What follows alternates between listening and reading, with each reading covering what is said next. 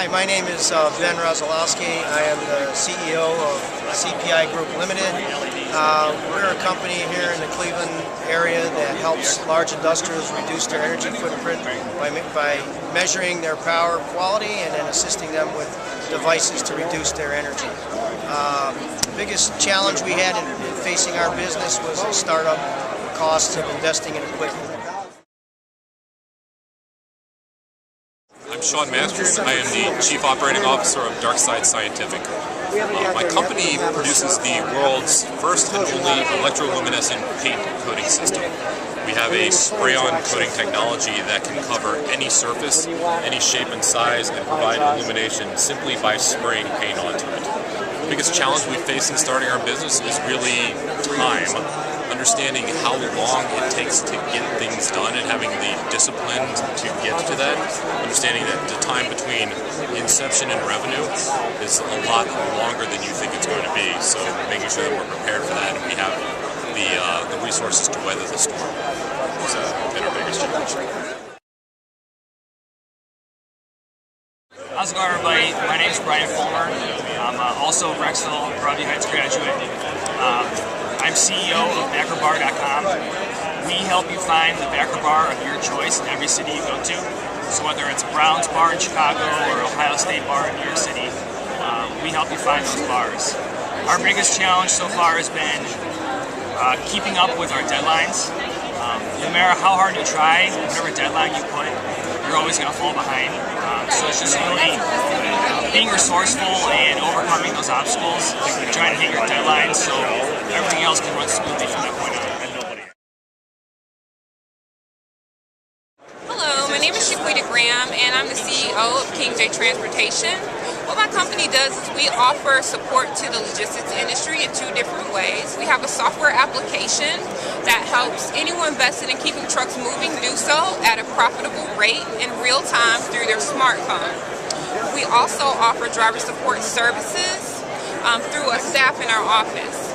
And the biggest challenge with starting our business is there's a myriad of challenges. I think the biggest challenge is staying persistent, staying encouraged, and continuing to put your best foot forward every day to make your business a reality. And that encompasses a lot. Hi, my name is Aaron Marks and I'm with FitVia. Our company is actually called Walk With Me, but we're creating an app called FitVia.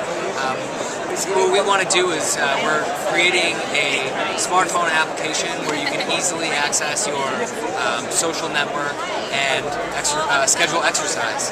We want to create a smartphone app that is exercise related but in a non-threatening way, more in a kind of supportive way.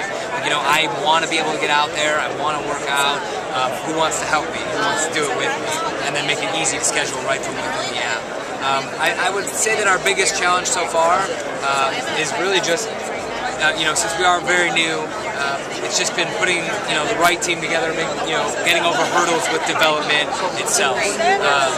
And we have been doing really well, so luckily we haven't had too many challenges just yet, but I know that there's plenty to come. Hi, my name is Katie and I am working with Dual.fm today. It's a smartphone app that combines trivia and location-based music listening. So you can check into a location like the Wolstein Center, for example. A bunch of playlists will become available that you can vote up or down based on what the community thinks is good or bad. And then you listen to these. You got 25-second snippets of songs for 5 trivia questions. And then you use the points that you win from these trivia questions towards free music downloads. The biggest challenge that we faced so far was we had to pivot in the middle of our accelerator program. So we have a 12-week accelerator program, and we had to pivot in the middle of it, so we kind of had to start from square one, and that was a little difficult, but we're working towards it, and we're almost done with development. My name is Michael Yuscano. I'm the CEO of Cloud CMS. We make it easy and cost-effective to build mobile applications. We turnkey the back end so that your developer costs go down and you can deliver your apps on time. And the biggest challenge, I think, in starting a business is for technologists like myself and for the team, we tend to focus on the technology, and I think focusing on the marketing more upfront, how you generate leads, how you curate them, how you flow them through the sales cycle. That's the biggest challenge, and it's something that we've had some success, especially at events like this, reaching out to organizations in Ohio to help. So we've grown. That's what we've learned. Hello, my name is Stephen Boyd. I'm the president of Wind Diverters Limited. My company has developed a new invention for increasing the energy output from wind turbines. The two main advantages of our wind diverters are, number one, they lower the initial start speed of wind turbines so that they can operate in low wind conditions such as we see in northeastern Ohio. The second main advantage is that it increases the energy output regardless of the wind speed, from anywhere from 2 to 5 times depending on the actual design of the wind turbine. The main challenge we've had in getting our business started over the last 3 to 4 years has been working on the intellectual property. We've been working with a patent attorney and have found that applying for a patent is extremely expensive, both here in the U.S. as well as overseas.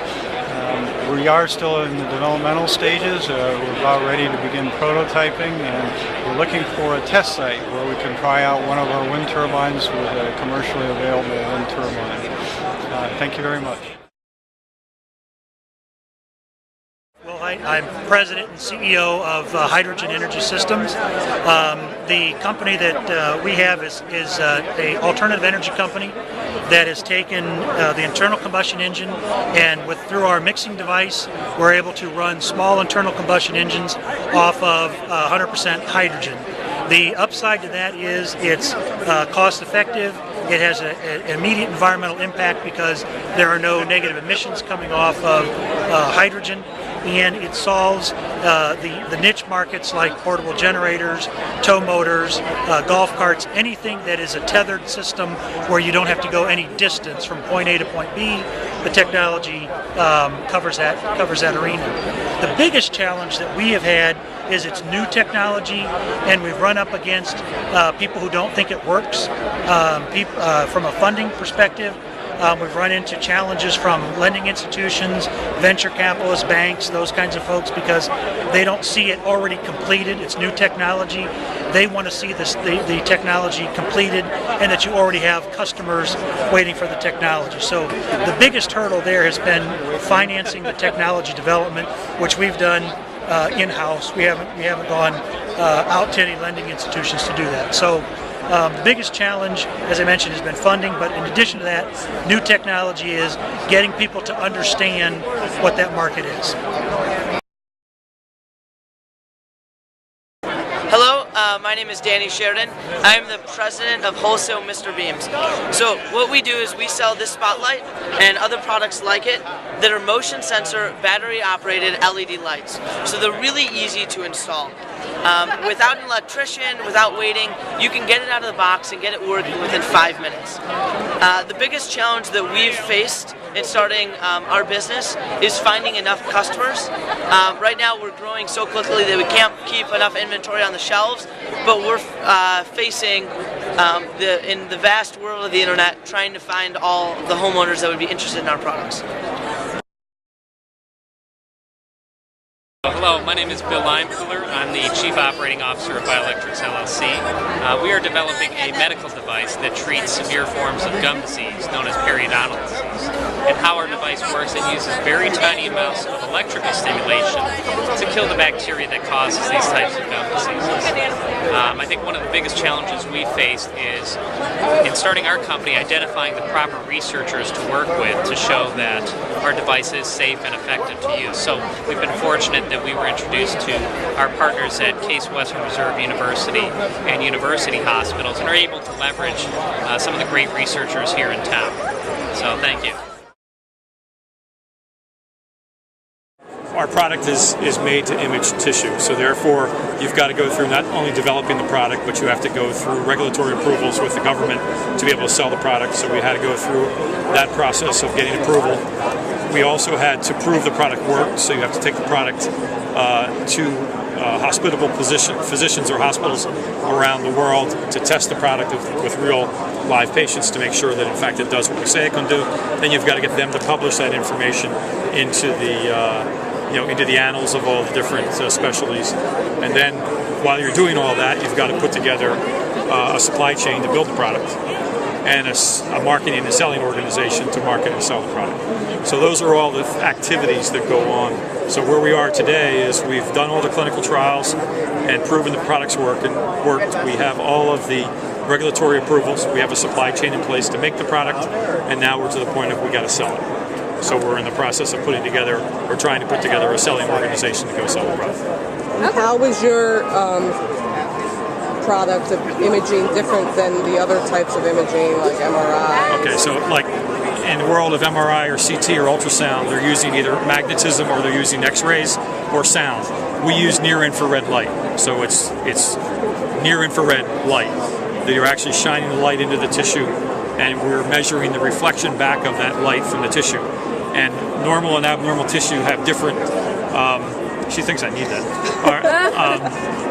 They have different characteristics of reflection. So if you have an abnormal tissue, the reflection of that light is different than if it were a normal tissue. And that's what our device can analyze. Our device can show an image that says that tissue is abnormal because of the reflection of the light. So would you say it's safer?